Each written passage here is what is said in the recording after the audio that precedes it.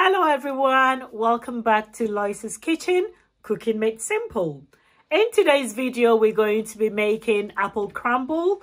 Make sure you like, comment and subscribe to Lois's Kitchen.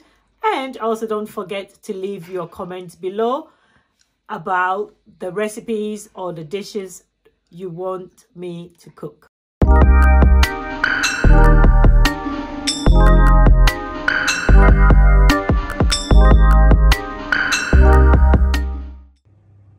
Okay, so we're going to make our apple crumble, and these are the ingredients we're going to be using.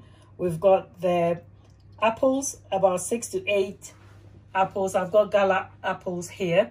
You can use cooking apples, you can use Bramley apples, any type of apples that you prefer. I've got 400 grams of plain flour, 200 grams of salted butter. I've got granulated sugar, 150 grams, and then I've got 200 grams brown granulated sugar.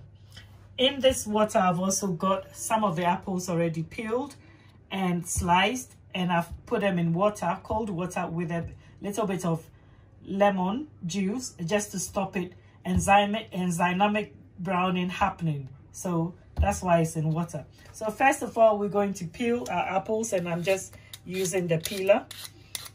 Just peel.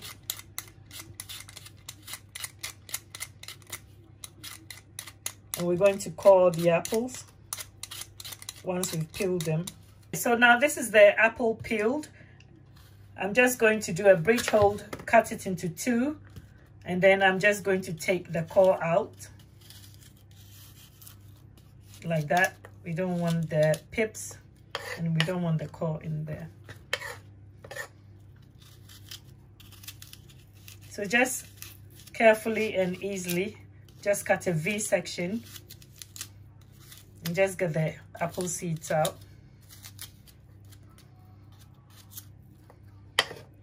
Put it to the side, and then very quickly we're going to slice them into wedges like that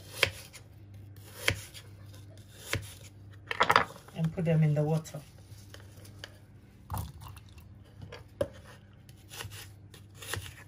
Just slice them at an angle.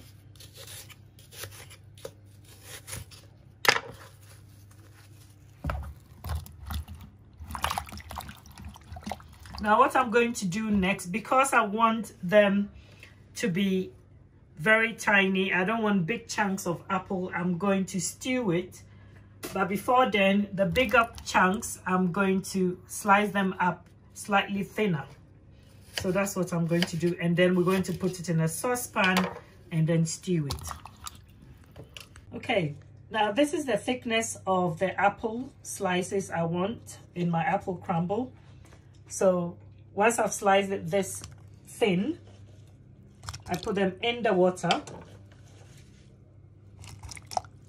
just to stop it from browning.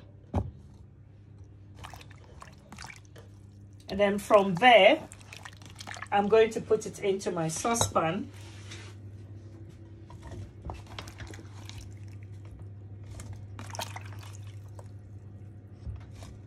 I'm going to stew it a little bit just to soften it.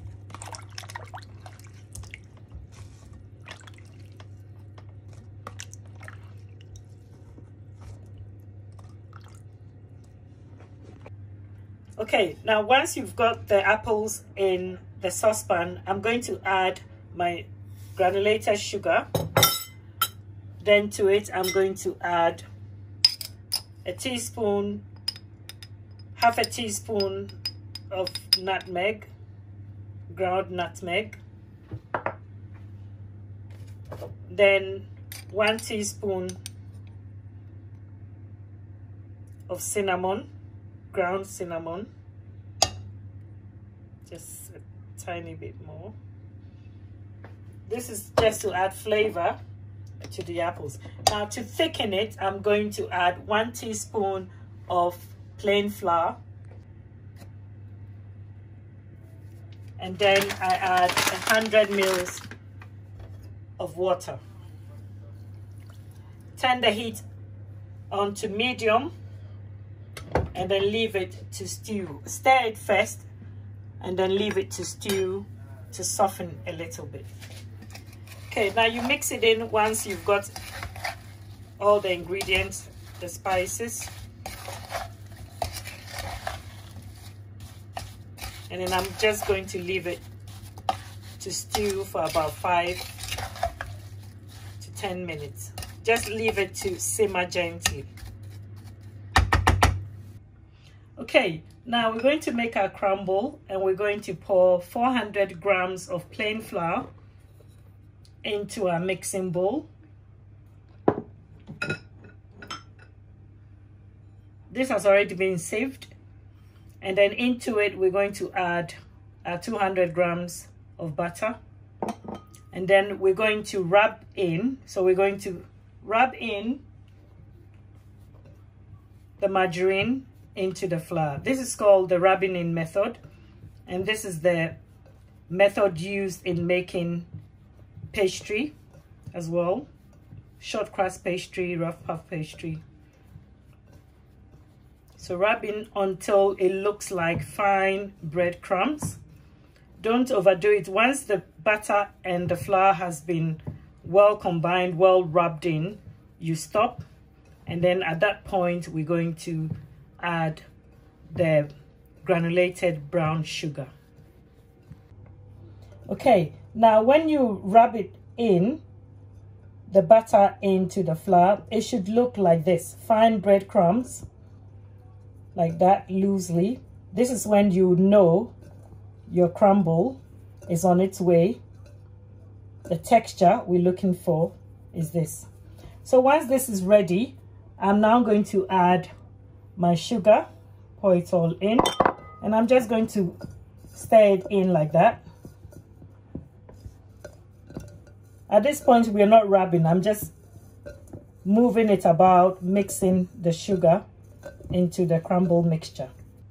Okay, to flavor my crumble, I'm going to add half a teaspoon of ground nutmeg, and I'm going to add 2 teaspoons of ground cinnamon.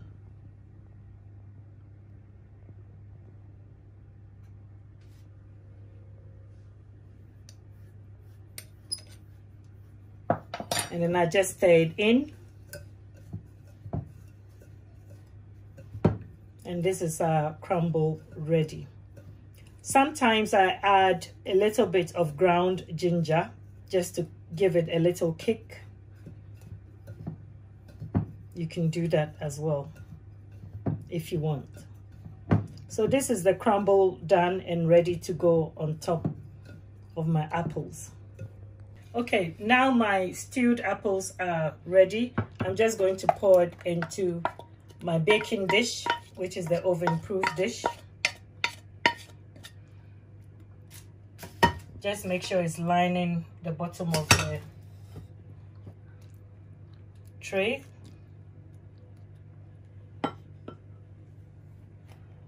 And then on top of it, I'm going to sprinkle, first do a sprinkle to cover all the apples.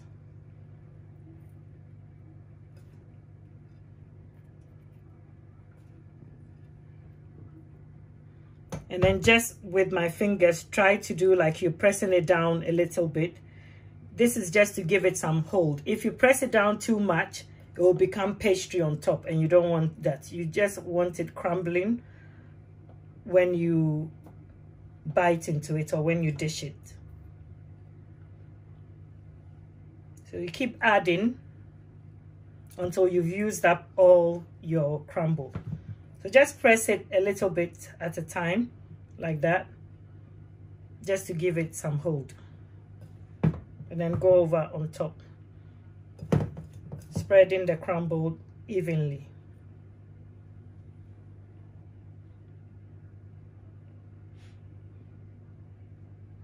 Once that is done, we're going to put it in the oven for 25 to 30 minutes, just until the crumble looks golden brown on top. Okay, now this is our finished apple crumble. I'm plating it up. I'm just going to be cheeky and add a bit of the stewed apples.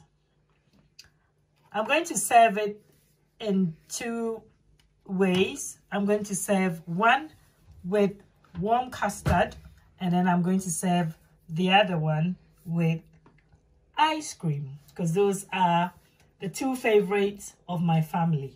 So I'm going to pour the custard on first, because I've got a long queue of people waiting. So I'm just drizzling a generous amount of the custard, and then if you want more custard, you can by all means. And I'm not putting it to cover the whole crumble because we like the crunch.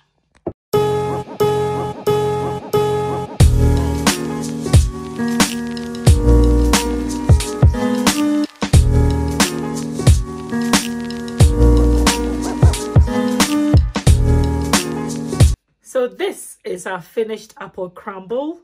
My personal choice is apple crumble served with a good ice cream. And I've also added grated chocolate on top of it. You can't have too much sweet. I love my sweet. When I'm having sweet, I'm having sweet. Don't forget to like, comment, and subscribe. See you next time on Lois's Kitchen.